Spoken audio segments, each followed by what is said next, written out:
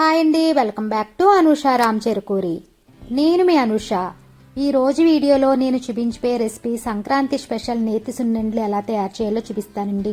చాలా టేస్టీగా ఉంటాయి, చాలా సింపుల్గా ప్రిపేర్ చేసుకోవచ్చు అనమాట. మరి లేట్ చేయకుండా ట్రెడిషనల్ రెసిపీ నేతి సున్నుండలు ఎలా తయారు చేయాలో చూసేద్దాం రండి.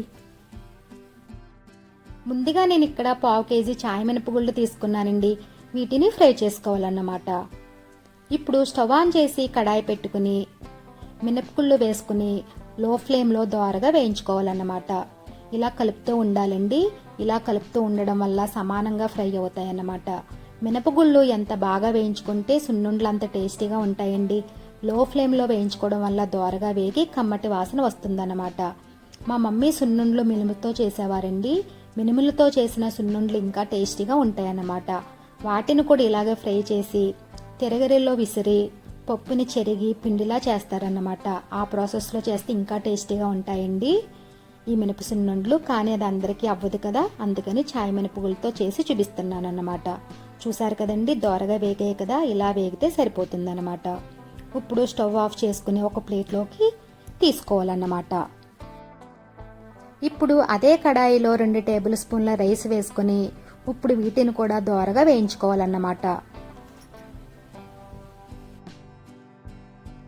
చూసారు కదండి, ఈ విధంగా ఫ్రై అయిన తర్వాత వీటిని కూడా ప్లేట్లో తీసుకోవాలన్నమాట. వీటిని కూడా ప్లేట్లో వేసుకుని వీటిని కూడా పూర్తిగా చల్లారనివ్వాలన్నమాట. చూసారు కదండి, ఈ విధంగా చల్లారిన తర్వాత వీటిని మిక్సీ జార్లో వేసుకుని మెత్తటి పౌడర్లా చేసుకోవాలన్నమాట. చూసారు కదండి, ఈ విధంగా మెత్తటి పౌడర్ లాగా చేసుకోవాలన్నమాట. ఇప్పుడు దీన్ని ఒక ప్లేట్లో వేసుకుందామండి. అలానే మిగతా మినపగుళ్ళను కూడా మెత్తటి పౌడర్లా చేసుకుని ప్లేట్లో వేసుకోవాలన్నమాట. ఇలా మెత్తటి పౌడర్లా చేసుకున్న తర్వాత ఇప్పుడు ఇందులో 1/2 కేజీ మినుములకి 1/2 కేజీ బెల్లంని తురుముకుని వేసుకోవాలన్నమాట. ఈక్వల్ రేషియోలోనే బెల్లం మినుములోనూ తీసుకోవాలన్నమాట. ఇప్పుడు పిండి బెల్లం అంతా కలిసేలాగా బాగా కలుపుకోవాలండి. చూసారు కదండి, ఈ విధంగా కలుపుకున్న తర్వాత ఇప్పుడు ఈ పిండిని మిక్సీ జార్లో వేసుకుని మిక్సీ పట్టుకోవాలన్నమాట. ఇప్పుడు మిక్సీ జార్లో వేసుకుని మెత్తటి పౌడర్లా మిక్సీ పట్టుకోవాలన్నమాట. చూసారు కదండి, ఇలా పట్టుకున్న తర్వాత ఒక ప్లేట్లోకి వేసుకోవాలండి. సేమ్ ఇది కూడా అలానే మెత్తటి పౌడర్లా చేసుకుని ఒక ప్లేట్లోకి తీసుకోవాలన్నమాట. చూసారు కదండి, ఇలా మిక్సీ పట్టుకుని ప్లేట్లోకి తీసుకోవాలండి. ఇప్పుడు సున్నుండలు చేసుకోవడానికి నెయ్యిని వేడి చేసుకోవాలండి. సున్నుండలకి నెయ్యి కొంచెం ఎక్కువే పడుతుందండి. అందులో బెల్లం సున్నుండలకి కొంచెం నెయ్యి ఎక్కువే పడుతుందన్నమాట. నెయ్యి అంతా ఒకేసారి కాకుండా ఇలా కొద్ది కొద్దిగా వేసుకుని కలుపుకోవాలన్నమాట.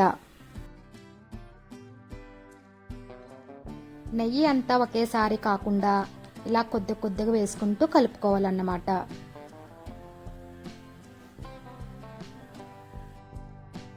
అవసరమైతే కొంచెం నెయ్యి వేసుకుని కలుపుకోవాలన్నమాట. చూడండి, ముద్ద అవటం లేదు కదా, ఇంకా కొంచెం నెయ్యి వేసుకోవాలన్నమాట. ఈ విధంగా చూసి వేసుకోవాలండి. పిండి నెయ్యి అంతా బాగా కలిసేలాగా కలుపుకోవాలన్నమాట. ఈ విధంగా కలుపుకున్న తర్వాత ఇప్పుడు కొంచెం పిండిని తీసుకుని ఈ విధంగా 2 చేతుల మధ్యన రౌండ్ షేప్లో బాల్లా చేసుకోవాలన్నమాట. సున్నుండ సైజ్ అనేది మీ ఇష్టం అండి. నేను ఇక్కడ మీడియం సైజులో చేశానండి. చూసారు కదండి, సున్నుండ రెడీ అయ్యాయి. మిగతావి కూడా ఇదే విధంగా చేసుకోవాలన్నమాట. చూసారు కదండి, ఎంతో టేస్టీగా ఉండే నేతి సున్నుండలు చాలా సింపుల్గా రెడీ చేసుకున్నాం కదండి. టేస్ట్ కూడా చాలా చాలా బాగుంటుందన్నమాట. ఈ ట్రెడిషనల్ స్వీట్ రెసిపీని నేతి సున్నుండలు మీరు కూడా ట్రై చేయండి. ఈ వీడియో కనుక మీకు నచ్చినట్లయితే లైక్ చేయండి. అలాగే మీ ఫ్రెండ్స్కి రిలేటివ్స్కి షేర్ చేయండి. అలాగే కామెంట్ చేయండి. మరిన్ని వీడియోస్ కోసం మా ఛానల్ని సబ్స్క్రైబ్ చేయండి. Thank you for watching.